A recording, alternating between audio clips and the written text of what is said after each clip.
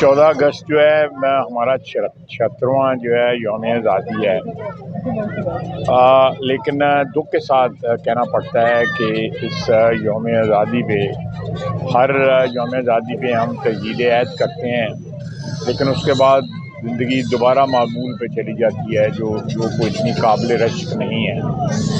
और ख़ुसूसन इस यौम आज़ादी पे हमें इस बात की बड़ी एक तकलीफ़ दे जो याद रह गई है 9 मई वाले दिन, और उसमें जिस तरह हमारी दफाई तनसीबात पे हमला हुआ, दफाई अदारे पे हमला हुआ, हमारे फ़ौजियों पे हमले हुए, हमारे एयर बेसिस पे हमले हुए, तो वो एक बगावत थी जो मैं समझता हूँ कि कोई भी पाकिस्तानी जो है वो उस किस्म की बगावत में शरीक नहीं हो सकता।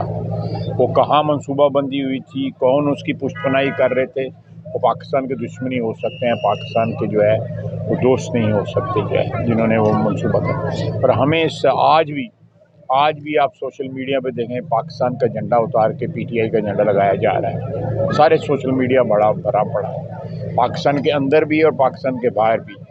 इन लोगों का पाकिस्तान के साथ कोई रिश्ता नहीं है, इनका सिर्फ़ और सिर्फ इक़्तिदार और दौलत की हवस के साथ रिश्ता है।